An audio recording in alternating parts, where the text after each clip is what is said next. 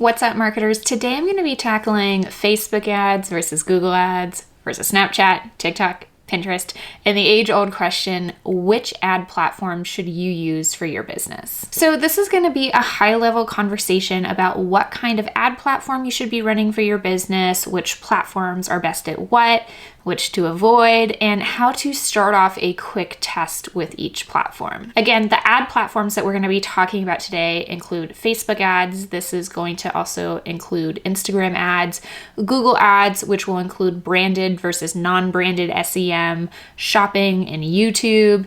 Then we have Snapchat ads, TikTok ads, and Pinterest ads.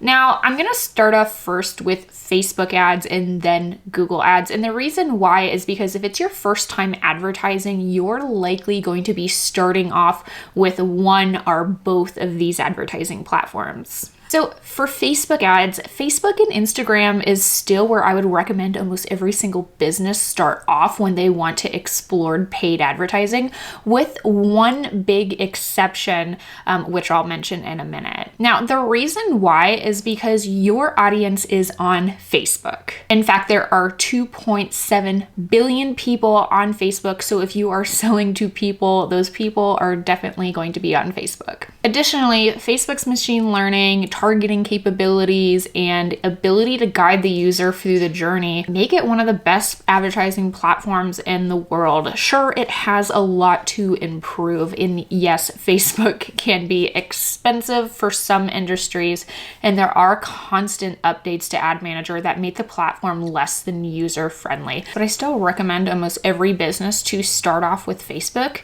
because of its abilities to convert users for new and seasoned businesses alike. And compared to other advertising platforms, Facebook is the best in terms of customer acquisition, which is prospecting, and to me, even retargeting in some aspects. So if you want to try out Facebook ads for the first time, the easiest way to do this is probably just to start off with a retargeting campaign and measure how that impacts your conversion rates. And next, I would test a prospecting campaign to measure how many of those users end up becoming your customers. Now, the next ad platform I want to talk about is Google. So whenever I'm introduced to a new business or doing an audit on their Facebook ads account, I always ask to also take a peek at their Google ads. Now, a majority of the brands that I work with in the e-com and D2C space generally start off with both Facebook and Google. And that's for good reason. Just like Facebook for social media, Google dominates the search engine market. So there are almost 4.4 billion internet users, and the number of Google users worldwide is nearly 4 billion. So Google's search engine market share is more than 90%, which is massive. So again, if your users are on the internet, they're likely on Google. So remember that exception I said I had for using Facebook ads as your first advertising platform. In the way that Facebook targets people based on interests and the actions that they take on their website network, Google's targeting is based on when someone actively types in a keyword that is related to your business, which means that the intent on Google is way higher on Facebook, where your customers are actually just trying to check out what their friends are up to, not actively looking for a solution. Now, there are many different types of ads that you can run on Google.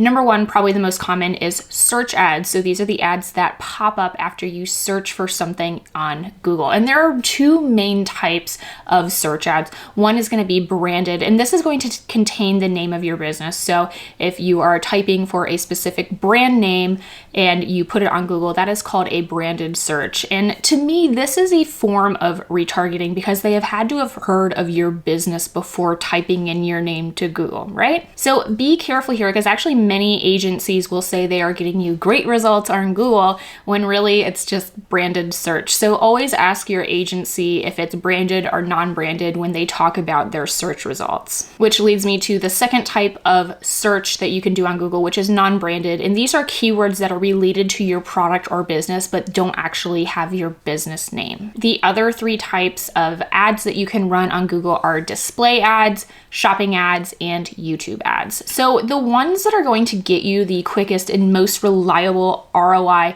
are search ads, because again, that is where the intention is. You have to just be sure to do your keyword research, which is no small feat. So a good place for you to start off with Google would be your branded search, especially if you haven't invested so much in your SEO, because that's definitely going to help. Now, display ads don't generally have a great ROI, especially in the short term, and getting click-based attribution here is really hard, so I don't recommend it for people just starting off. They are the billboards of the advertising world. They can rise the tide, but they can't float your boat. So shopping ads are great for certain brands or products. If you're getting good traction out of your non-branded search campaigns, then I would try giving smart shopping a try. And last but not least, YouTube ads are a different beast altogether. And to be honest, it's a lot different than creating ad content for Facebook or Instagram, because the production quality needs to be quite a bit higher and frankly way more intentional. I find that more established brands tend to perform well on YouTube, especially if they have content production capabilities. So I don't suggest YouTube ads for brands that are just starting off, unless you are selling an info product. The third ad platform that I want to talk about is Snapchat ads. So if I had to choose my favorite ad platform to use, it would actually be Snapchat Ads Manager, because it is the easiest platform to learn and use. The biggest problem I've actually had on Snapchat ads is not the results or the interface, but it's actually getting my clients to try the platform out, because they have preconceived notions that Snapchat is just a bunch of teenagers.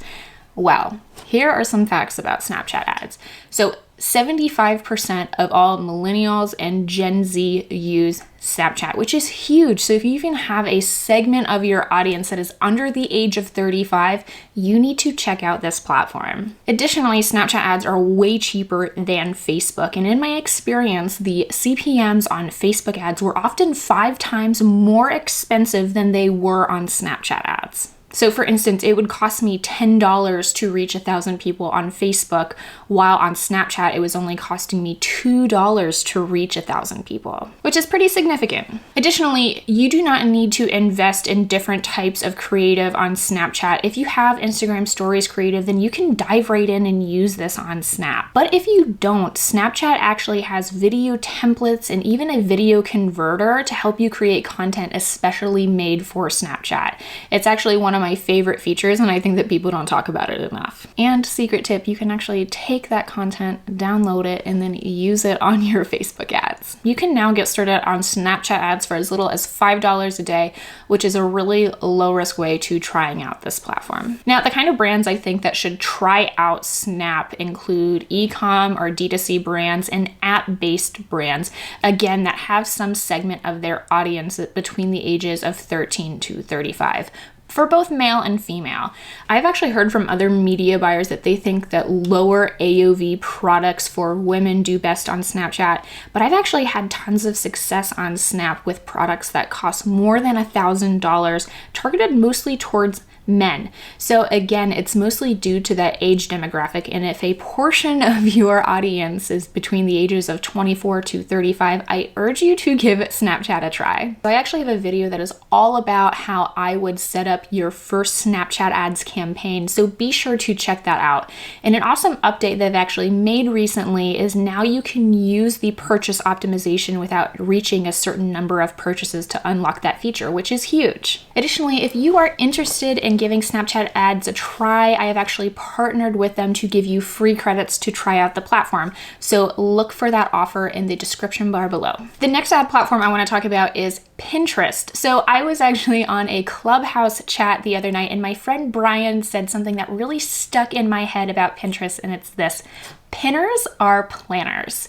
So these are not going to be people who convert on day one. And in my experience, I found this to be very true. Pinterest ads often don't lead to a direct ROI or ROAS. So if you want to see quick results attributed directly to Pinterest, then this is not the platform for you. So with that said, Pinterest does a great job of driving traffic, and the people on Pinterest have real buying power. Here are some interesting stats about Pinterest. Number one, 70% of all pinners are female, and primarily they're moms. Additionally, a majority of Pinterest users have a college degree and make more than $75K a year, which means more often than not, they have a disposable income. So the kind of brands that I would suggest to give Pinterest a try are consumer product goods, apparel brands, baby brands, and home decor brands, but only after seeing some kind of success on Facebook and Instagram ads. Just know that this approach is more of a rising tide that lifts all boats approach. And again, a direct ROI or ROAS is going to be tough in those early days. But again, if you are targeting moms or females with buying power in the USA, I think it's worth a try as a top of funnel traffic driver. In fact, I would suggest taking 10% of your advertising budget and placing it into Pinterest if your audience plays there. Now, the last ad platform I want to talk about is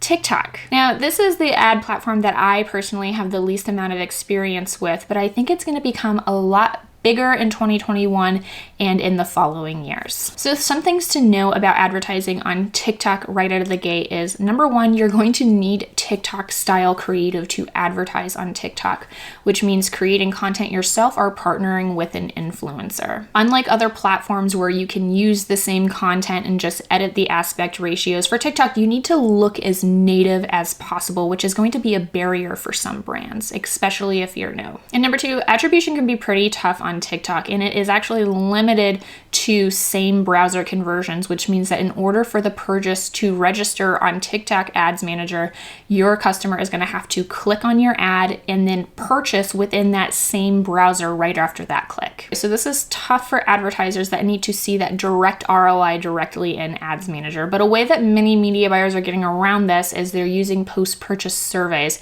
So that's always an option too. And number three, brands that have a lower AOV seem to do best here, especially if you have a product that is targeting people in their 20s or even younger. And again, it is partially due to that same browser attribution because the barrier to that purchase is a lot lower with a lower price product. Essentially, if you have an impulse purchase product, try it on TikTok. Now, if you're interested in giving TikTok a try, I would check out Savannah Sanchez's channel where she has great tutorials all about TikTok ads. I'm going to also leave her channel in the description bar below. And that is it. If you have any questions about what kind of platforms your brand specifically should be on, leave us a comment below and the community can answer back and forth and give you some guidance there. Additionally, if you are a media buyer that specializes in any of these platforms, I want to hear your input on this broad overview below, and also feel free to give some tips to the community about other things that they need to know about their platform. Again, I specialize in the paid social vertical, so the platforms that I feel the most comfortable on are Facebook and Instagram, Pinterest and Snapchat, and more TikTok. But if you specialize in Google, I would love to hear from you specifically, because I do think that that is an area that more and more brands are going to start testing out, and I get tons of questions about, and I don't always feel super qualified to answer. Okay, that is really it. Thanks, guys. Bye.